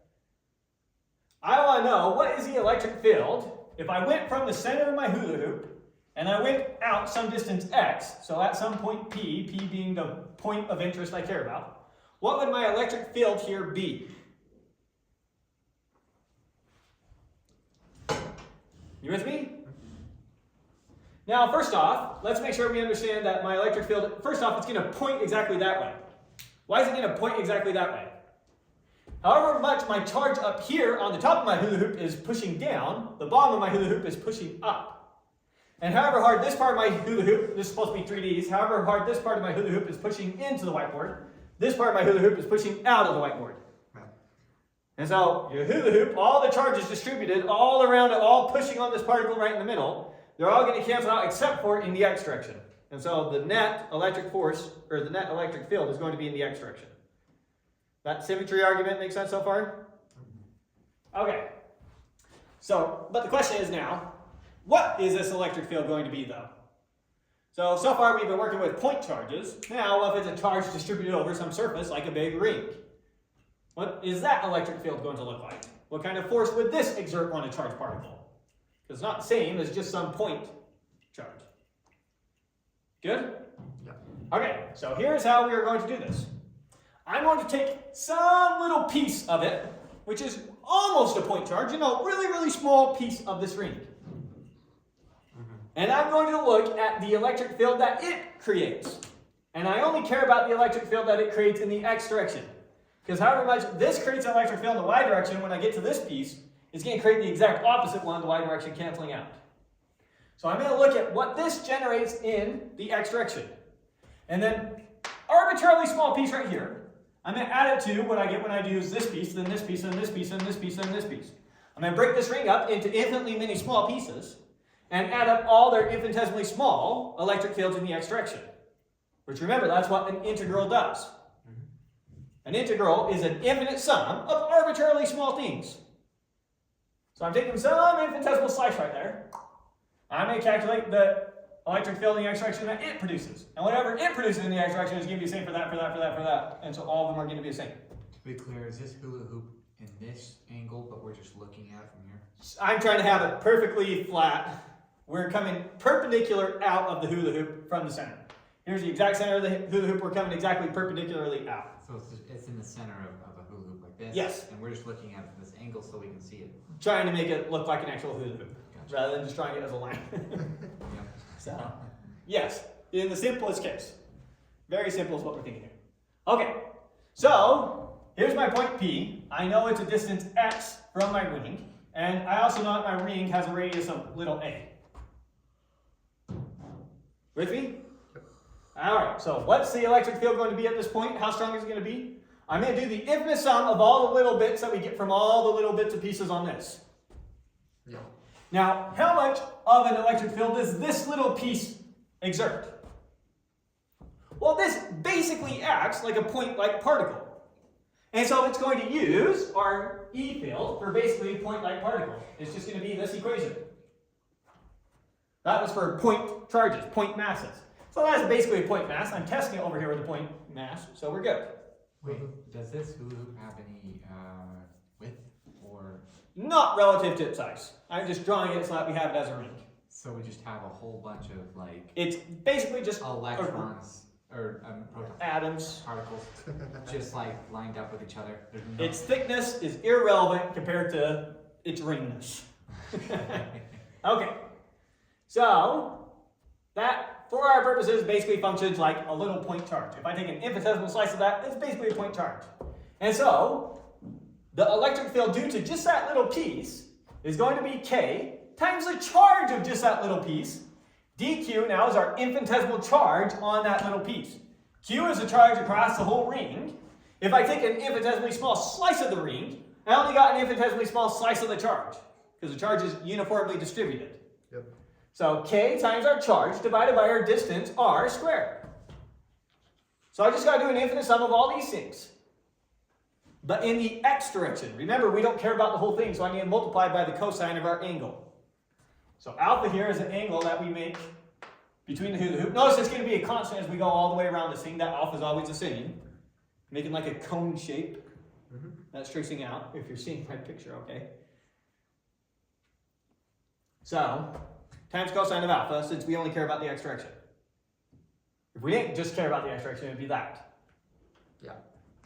Okay, but all we care about is the x direction. So we get that. Good so far? Yep. Now, so TOA, what was co?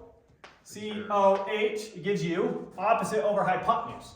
So cosine of alpha is the one opposite our angle, A, over our radius. Oh, sorry, adjacent. Adjacent. Ka, if I can spell ka right. C-A-H, adjacent over hypotenuse. So I'm going to replace my cosine of alpha with just an x over r. So going from here to here, I put an x upstairs and an r downstairs, and our dq is still right there. Yep. Good so far? Okay. Now, very common, we want to talk about how much charge we have. If I have a charge distributed across this whole hula hoop, I want to know how much charge I have per meter of the hula hoop. That would be its charge density.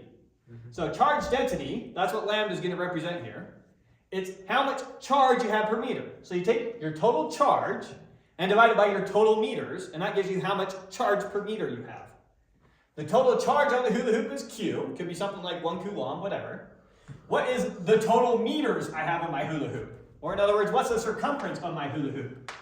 2 pi r. Diameter times pi. 2a is my diameter times pi, going back to your basic geometry, right?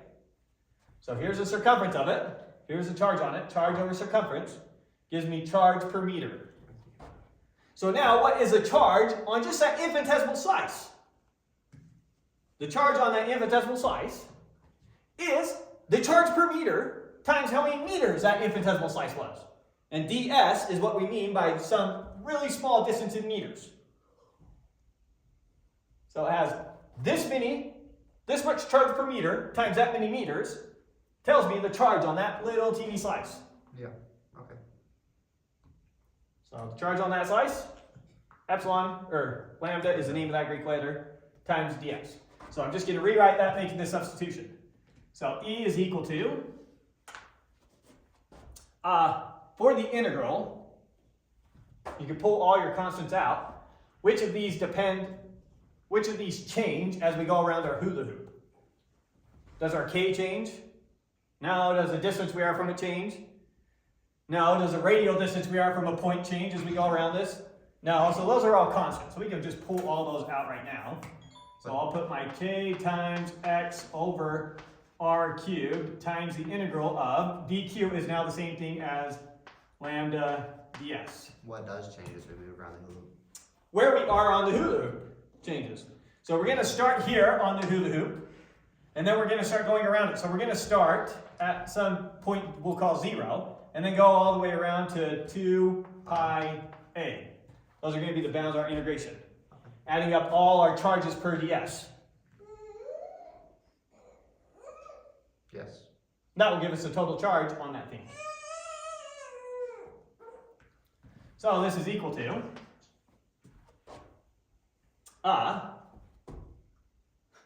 okay, jump straight to Q. We'll pull the lambda out. What is the sum of all these little ds's as I go all the way around this thing? 2 pi a. It just gives me the circumference of the thing. So this integral is just going to come out to, pull the lambda out, that's also a constant. So we have k lambda x over r cubed times this ds times all those little slices going from 0 to 2 pi a is just going to come out 2 pi a exactly like you said. And now with that, final thing we do, let's plug back in our big Q. So lambda was equal to Q over 2 pi over a.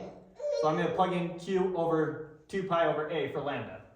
So then I'm going to get my E is equal to, substituting out for lambda, this exact thing right here. So what are we going to get? Upstairs we're going to still have a K times an X times a Q. Remember, I'm plugging this in for lambda. So instead of my lambda, I now have a Q upstairs. Times 2 pi a. We'll just write it all out, I guess. Won't do any simplifying in my head yet.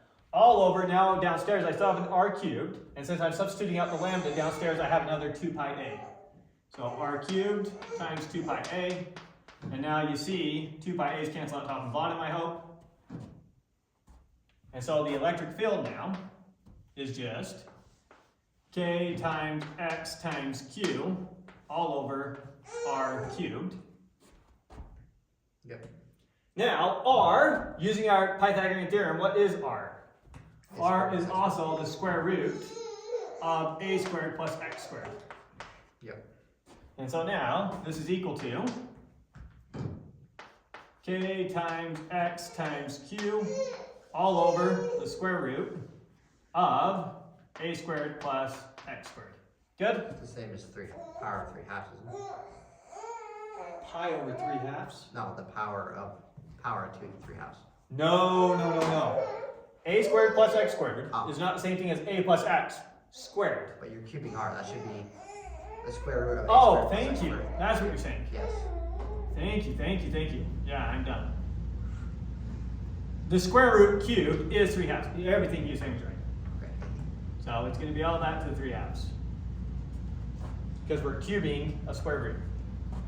Okay, so there it is. Voila, wonderful. Is that it? Now, let's do some sanity checks to make sure we didn't mess up. If I go stand in the middle of the hula hoop, if I place a charge right in the middle of the hula hoop, where's it going to go? Where? Right in the middle of the hula hoop, where's it going to go? It's not gonna. Stay where it is. It's going to stay where it is. So, this better be 0 when we plug in 0 for x. If our x coordinate happened to be 0, we better get 0. And when we plug in 0 for x, then 0 in the numerator makes it all 0. And so our E field is 0 in the center. Right. Okay, good. That checks out. All right, what about if I go stupid far away from my hula hoop? Here. Then it basically just looks like a point, right? Yeah. And so now it should basically just function like a point charge. So in other words, if my x is way bigger than my a, then a squared plus x squared is basically just x squared. Yeah. Sorry. If x is way bigger than a, then a squared plus x squared is basically equal to x squared. Look, if you take my net worth and Elon Musk's net worth and you add them together, you get Elon Musk's net worth. All right? I don't add anything to it. Okay? Yeah. If x is way bigger than a squared plus x squared is x squared, basically. That's what we're saying. Yeah. And so now this basically just becomes x squared. Which is what? X squared to the 3/2. Is. The squared and the 2 go out, and this would basically become E would be equal to k times x times q all over x to the squared to the 3/2. The 2's go out, and we're left with x cubed. Now, x goes out top and bottom, and what are you left with? 1x. K times q over x squared, Yeah. which is exactly the formula we get for a point charge. Which is just a point charge. It's just k times q divided by the distance between them squared. So, really far away, this basically behaves like a point charge. Right in the center, it behaves like nothing's going on. And in between that, here's your formula. Okay, so far it makes sense. It's not telling us anything stupid. Alright, next one. That's a ring. What if we were to snip that ring and straighten it out? Now, what kind of electric field does it produce? So that's where our next example is going to be. So I've got my rod here. It has a length of 2a. So I'm saying it goes up a and it goes down negative a as its coordinates. So it has a length of 2a. What does a point charge right out from its center experience some distance x away? Should be easier, shouldn't it? And that's the electric field we're looking for. Shouldn't it be easier? It sure would be nice if it was. This one will be our ugliest one, shockingly. It won't be what? Our ugliest one, shockingly. Oh, well, gee. Okay, but setting up a very similar scenario. Yeah. So, how am I going to notice that however much this part of the rod pushes our point down, this part of the rod pushes it up. Right. And so everything in the y direction is going to cancel out, and the net force is just going to be an E field in the x direction. So our E field is just going to be the sum of all the x direction components of all our little pieces. So I'm going to take a little piece here, a little piece here, a little piece here, and calculate each of their little contributions, and add all infinitely many of those little contributions up to get the total contribution. So, here's some little teeny slice, has a width of dy, some infinitesimal step in the y direction. Notice how I have this set up. Here's our x direction, here's our y direction. We can treat this one like it's two-dimensional. We don't have to deal 3 dimensions like we did there. All right, and let's calculate the E field. So the E field is the sum of all the x components. But now we can treat each of those little pieces as though it's a point charge, which we know how to do. It's k times the charge divided by r squared. Same thing we did before. What is the charge of that little infinitesimal slice? It's a little infinitesimal piece of our total charge. So dq there is some infinitesimal portion of our total charge q. Yeah. And then remember, times cosine of alpha, why? because we only care about the x component. So that's where the cosine of alpha comes in. For the same reason we used it there, cosine of alpha is the same thing as x over r. So replace cosine of alpha with an x over r, still identical to what we did up there. Once again, lambda is going to be our charge per meter. Take our total charge, divide by our total meters. Here's where we're finding out a little bit different. Up here, our total meters was 2 pi a meters. Now we only have 2 a meters. That's our total length. So take our total charge divided by our total length, and that gives us our total charge per unit length. So the charge of some infinitesimal size is the charge per unit length times its infinitesimal length, dy, not ds. We use s when we're going in some arbitrary direction. Since we're always just moving up and down the y direction, we're going to use dy. Okay, so now let's calculate the electric field here. Let's figure it out. So what is this going to be? Maybe pull out all our constants really quick. Does K change as we go up or down this pole? No, K is a constant of the electromagnetic force. Does the distance we are change as we go up and down the pole? Now, and then does R here change as we go up and down the pole? Yes. Yes, so this time we can't just pull out our R as a constant, which is why this is not as nice. So we can pull out our K and our X, woohoo. K times X times this integral. We still have our R cubed in here. And now we need to replace our dq. Our dq is lambda times dy.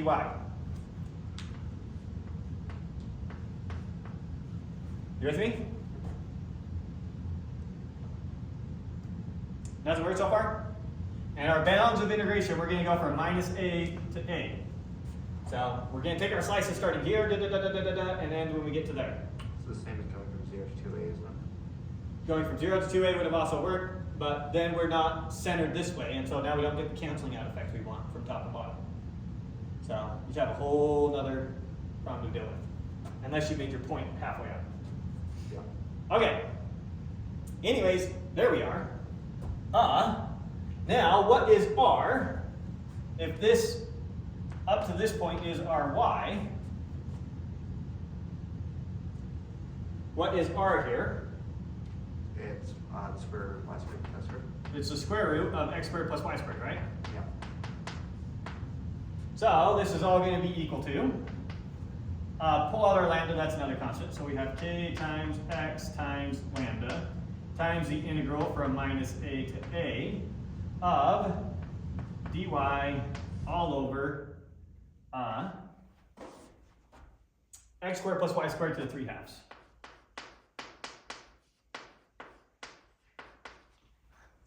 Right? Yeah.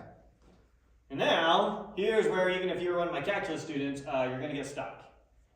So, sorry, I'm just going to show you how to do it. It's going to feel like I'm just pulling stuff out of my hat. You can't use up that? No, you can't use of it. And if you try, you'll get in trouble.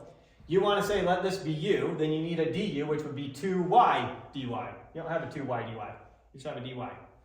You have to use what we call a trigonometric substitution. So I have to say, let y equal, in this case, we're going to want x times tangent of theta, which is completely out of the blue. That's something that you would cover calc 2, right? Yeah. And so what does this say? That it has nothing to do with this angle over here. It's saying for some arbitrary triangle over here, that theta is a thing that would give you this x over this y. Whatever those are. Yeah. No idea. But there we go, we let y be that. So then what's dy going to be? Make you think about this, since you really want to study calculus. Your x is treated as a constant, so what's the derivative of tangent? You remember that? It's a negative tangent. Secant squared. Secant squared. Yeah, you're right. Secant squared theta. So now we do that substitution for our y and our dx's there. So we're going to get e is equal to the integral. We'll worry about our bounds when we get to the end. Our dy substitute. Oh, we're missing our d theta. Is going to be x times secant squared of theta times d theta all over, in our denominator now. I'm going to factor the x squared out. So it's going to be, maybe we'll keep it kind of in, x squared times 1 plus tangent squared of theta all to the 3 halves. Replacing the y there with x tangent theta and then squared. So factor out the x squared, so x squared times that gets me that, x squared times that gets me that. Good? Yeah. Okay, now what's 1 plus tangent squared of theta, all you trick students? You're all fired. None of 1 us, plus tangent squared of theta is the same thing as secant squared of theta. none of us took trig. And so, making that substitution, and then, so we have an x squared and a secant squared to the 3/2 is going to cancel out the squares and make them all cubes. So I'm going to get e is equal to the integral of x times secant squared of theta d theta all over our x now. X, we take the square root of it. X squared, take the square root, just gets us x, then cube it, gets us x cubed. Times secant, same thing, square root it, then cube it, secant cubed. Oh, I forgot my coefficients. E here was equal to, I dropped my kx. Lambda. E here is equal to, don't let me forget my constants, k times x times lambda times that thing. Good? And now, secant cubed and secant squared cross out, leaving just a secant in the bottom. All the x's are constant, pull them out. So we're left with x times x is x squared, but over x cubed is just going to be a 1 over x. And We got k times lambda over x times the integral secant in the bottom is the same as cosine on the top, right? cosine on top. Good. Now, what is the integral of cosine of theta with respect to theta? Sine. Negative sine. Wait, this sine. It is sine, right? Yep. K times lambda over x times sine of theta, evaluated. Oh. But notice our bounds of integration were from negative a to a. So now we got to go back and substitute. We said y was equal to x times tangent of theta, so now what's sine of theta going to be? Sine of theta is going to be y over our hypotenuse. And our hypotenuse here is square root of x squared plus y squared. Right? Yeah. So that's what sine of theta is. So this is now equal to k times lambda over x times sine of theta, which is the same thing as The square root of y over the square root one of the square root. x squared plus y squared. And now we can evaluate this from negative a to a. Remember that was plugging in for y. Yep. So when we plug in the a and then subtract what we get when we plug in the negative a is going to be the same as just 2a. So yeah. it's going to be 2a k lambda all over x times the square root of x squared plus a squared. Right? There is our E field. Now, just to make sure I didn't make any mistakes anywhere, let me check what the author has. He replaced the k with the 1 over 4 pi epsilon naught, but outside of that, Oh, because it counts out the 2 above. That makes sense. oh, I need to plug in my q. Okay, so far I have lambda here, but remember lambda is q over 2a. So make that substitution. So this is equal to 2a k times, substituting out lambda for q over 2a, so we're going to get the q. In the bottom we're going to get a 2a times x times the square root of x squared plus a squared. The 2a's cancel out. And yeah, now the 2a's cancel out, and now we'll have what the author has.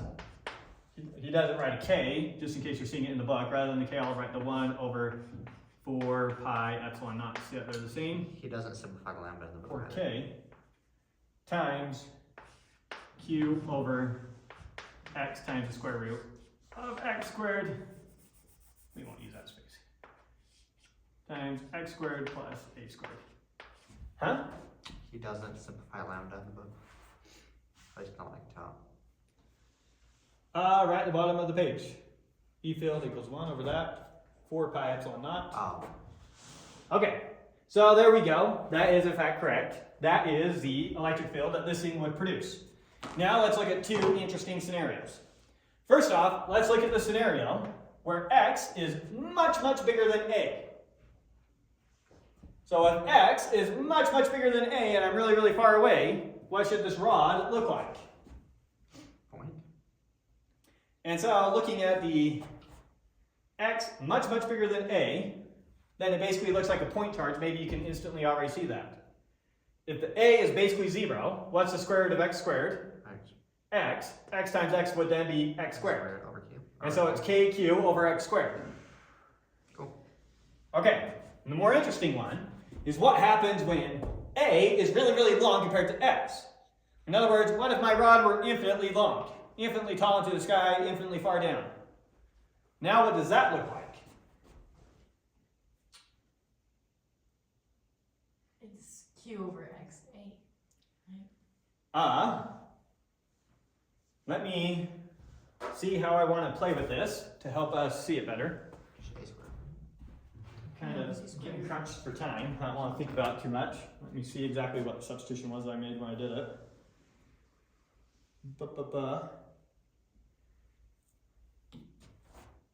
Oh, we're going to care about the charge density again, not the total charge. That makes sense. So going back, plug it back in for Q. Q was the same thing as lambda times 2A. All right, so this is going to be equal to, I'm going to go back to sticking that just to K, because we don't really care about. K times, Q is the same thing as lambda times 2A, all over X times, I'm going to multiply and divide my bottom by A. Okay. So here's me multiplying my bottom by A. Now here's me dividing it by A.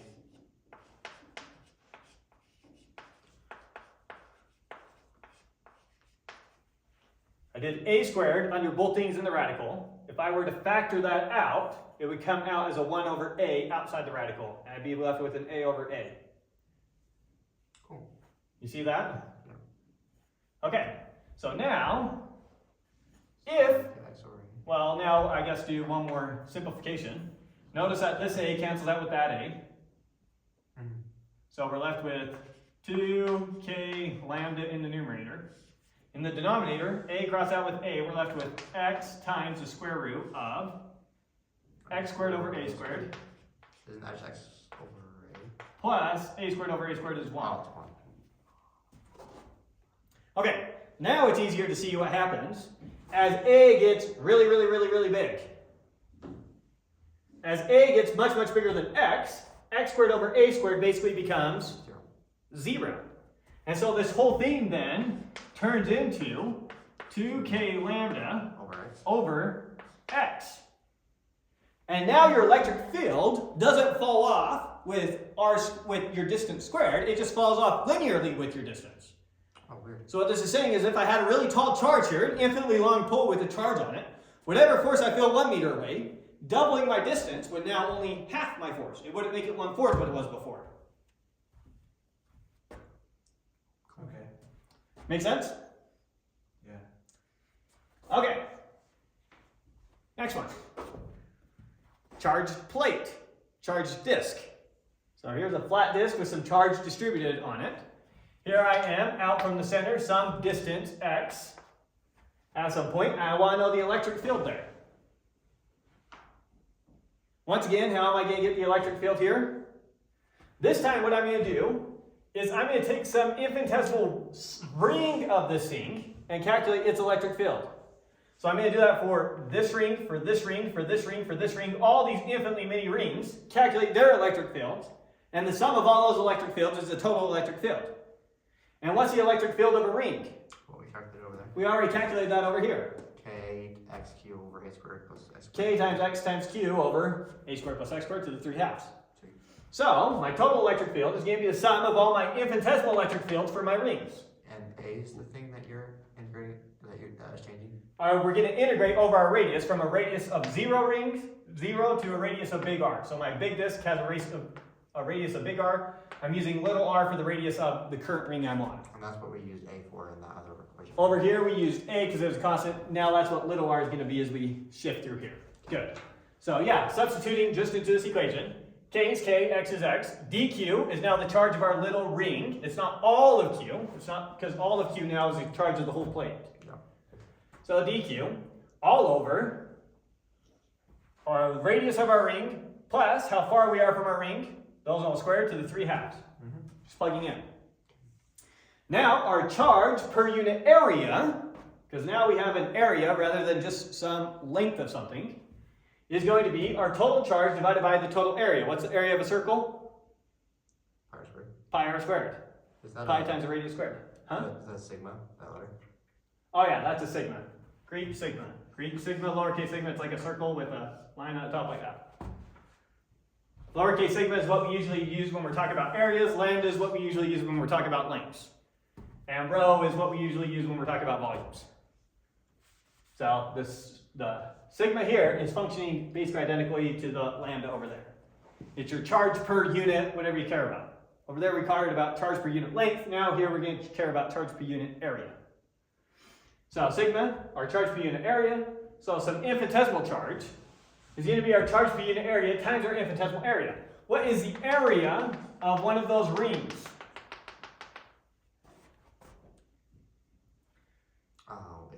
It's If I were to take one of those rings, pull it out, and lay it out flat like this, so here's our ring. It's going to have a length of 2 pi r. If I took that ring, right, and Yeah. laid it out of the diameter of whatever that circle would have been. And then thickness here is what we're going to mean by dr, some infinitesimal width in the radius direction. So length times width gives me my area. So dA is going to be my length times my width. I don't follow that transformation there. So I've got some infinitesimal ring right here going around it. Oh, okay. Punch out that ring, so now I got that little strip right here. Snap at one end and pull it straight. Here it is. It would just be a string, right? Correct. Yeah, kind of like a string. How long would that string be? Whatever the circumference of the circle is, which is 2 pi r. Right. And then the width is what we mean by dr, some infinitesimal width. And so the area, dA, of one of those rings is 2 pi r times dr. Is it kind of like BS in the other problem? Kind of. The dr is more like the ds. The ds, we were taking slices going around the ring. This one, we're taking slices going up the radius. So it's how you're taking your slices. Which direction are you taking your slices in? In this case, we're taking our direction in the dr direction. So it's almost like In this case, we're taking our slices in the y direction. so it's a sum. It's a sum of all of those, the different radiuses of the equation that we just did with the rings. Oh, yes. So it's like we have an infinite number of arbitrarily small rings like this. All different sizes. And so we're going to add up all those different sizes. The smallest one has a radius of 0. The biggest one has a radius of big R. And we're adding all those up. So going from here to here, I'm just flat out making that substitution. Kx, those are constants, pull them out. My dq is this thing. That's what I plugged in here. My denominator didn't change. Yep. Pull out the constants.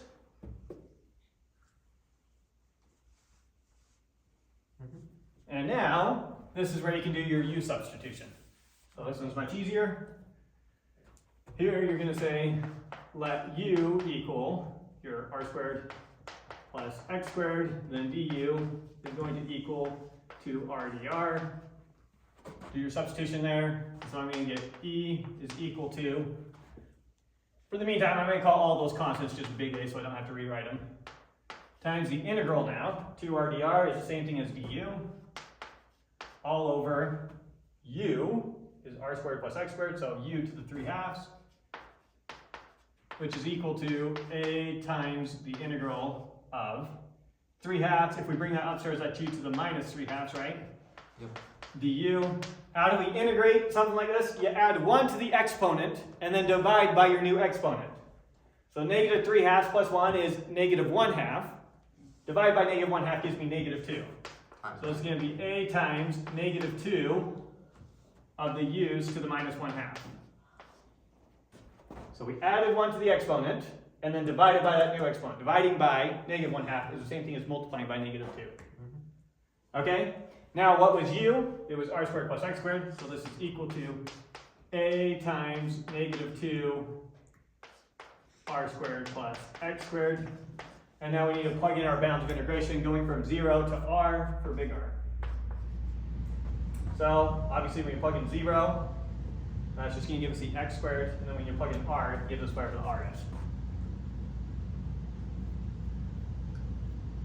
Ooh, I lost my exponent. Let's write this so that we don't have to worry about the exponent anymore and don't lose it. -2 upstairs, and then u to the -1/2 is the same thing as u to the 1/2 downstairs, or in other words, it's the square root of u. Square root of u. Good? And so now, that was that. E here is going to be equal to, when you plug in big R right here, then so we got our A, we'll plug in all our constants after we're done.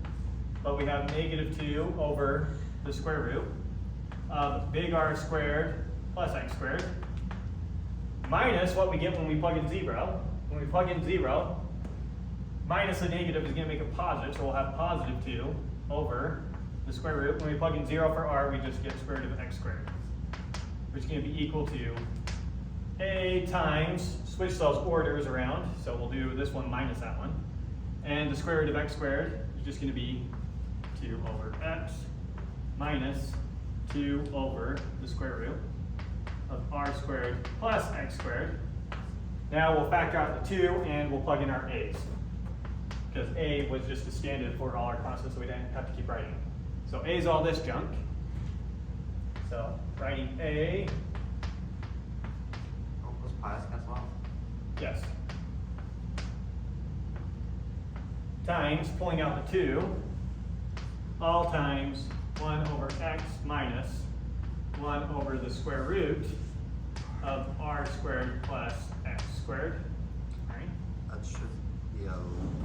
And now, 2 cancels out with the 4, leaving a 2 there. Theta cancels out with or pi cancels out with a pi like that.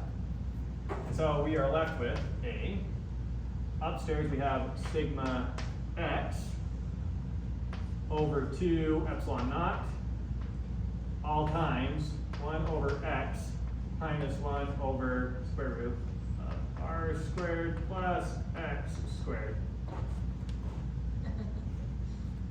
Big bracket. Big bracket.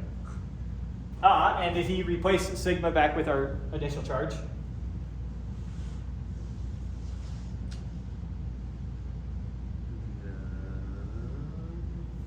No, we didn't.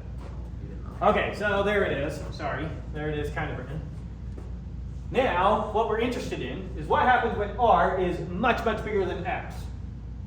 So what happens when you're really close to this plate? Or in other words, what would happen if this plate was infinitely large? Now what kind of force, what kind of electric field do you experience? So, what happens as r gets much, much bigger than x?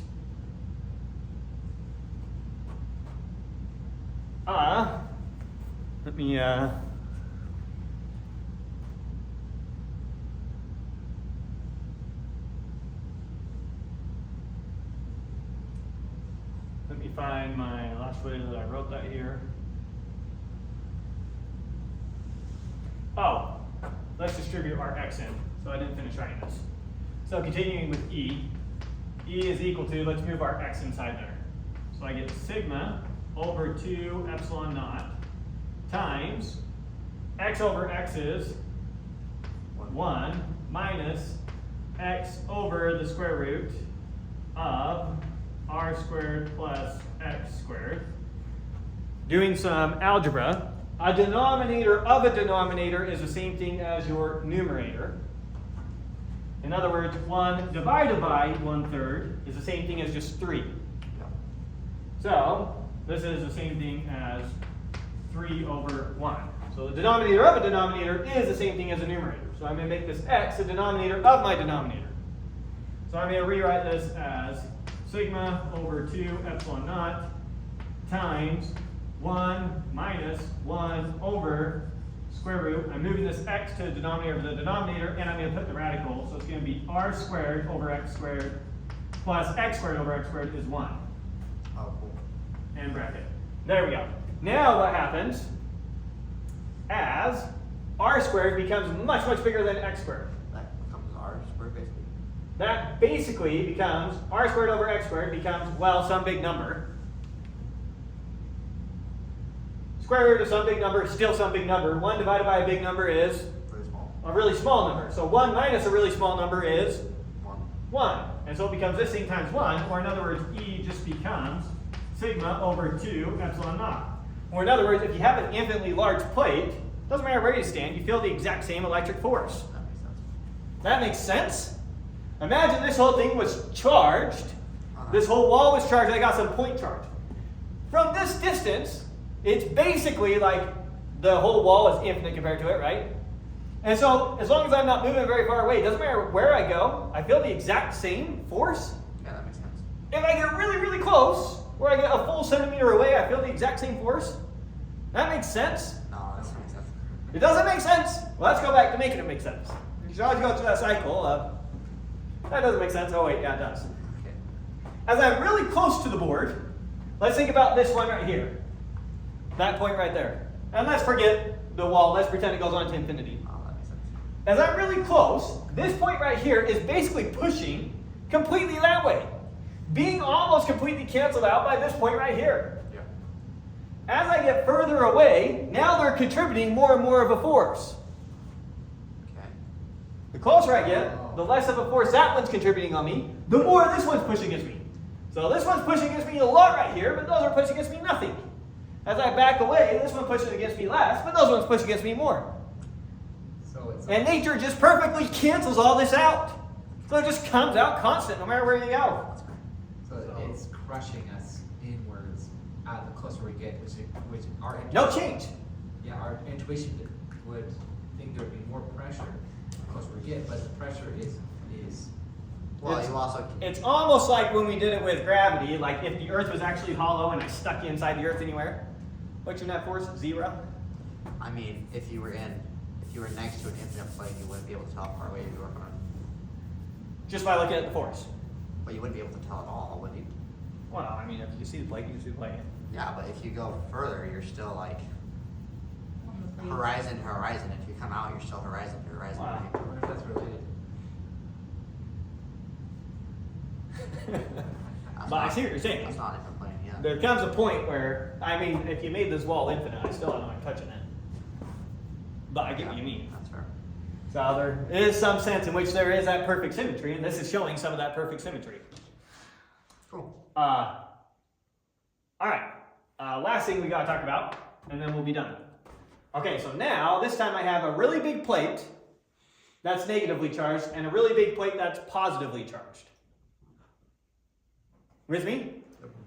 Now we're going to calculate the E field inside and outside these plates. Let's start with inside. Since these are really big plates and they're really close together, then essentially these are functioning basically like infinite plates. Yeah. And so the E field from this plate is pushing me this way, right? It's which way a positive charge would go. And what is it pushing with? It's pushing with this exact, here's the electric field generated by this plate right here. It's just sigma over 2 epsilon naught, where sigma is a charge density on the plate. Yep. And assume that this plate has the exact same charge density. It's also pushing me this way with this exact same electric field. And so the electric field inside of here is just going to be sigma over epsilon naught. And now you're seeing one of the ways that that epsilon naught becomes so useful. Let's look outside the plates. Let's look at this point. The negative plate, once again, is pushing me this way. Doesn't matter how far away I am from it, as long as the plates are really, really big compared to me. Yeah. And it's pushing me that way with exactly a sigma over 2 epsilon naught field. But the positive plate is now pulling me this way. Oh, wait, sorry. The negative one is pulling me. It's which way a positive charge would go. Yeah. But this plate's pushing me away with the exact same strength that way. And so outside the plate, the net electric field is 0. And same argument for down here. So if you have two insanely charged plates, and you are right here just a micrometer away from it, you feel no charge. Cool. No. Net. No net. Better way to say it, no net. Because this one is pulling you exactly as hard as that one's pushing you. Could you still induce a charge on that particle, or would that not work? It will behave exactly how this math is telling you, as though there is no electric No, field there's there. no charge. Got it. Cool. Absolutely crazy. That was And similar for down here. So, some of the basics already laying out for what we call capacitors. Anyways, there we go. We did a good amount. Sorry, a lot of integrals. Next week we won't have nearly as many integrals, if any at all. Not seeing any over there. Any questions before we call it class? It's a tough one. Even though I'm not getting the math entirely, the intuition is very helpful. That is good. Try and give you the intuition. This one, unfortunately, we just had to do some integrals that show up a few times. But now you can say, oh, remember when we found out that this was the E field generated by one of those? Oh yeah. And we'll continue like that. Even though you don't know exactly how that was calculated, that kind of makes sense. That's why I like testing extreme conditions to get the intuition for what it's saying. So are we gonna cover that in chapter 2 next week? And some of chapter 2. Some of chapter 2? There's no way we're gonna get through all. We're not gonna get through a chapter a week. That's too fast. So we're not gonna finish by the end of the summer? No. No. That's too bad. But we'll finish some by the end of the summer. Are we gonna go on this way? Yeah. I want to just do the whole book. So I'd like to just finish the book, but And that includes modern physics, right? everything. Finish the book. Sweet. That's what I prefer to do. But we'll see how long you guys hang on. I'll hang on. Alright, anything else we haven't recorded? Okay, we'll get that uploaded. I also make quizzes with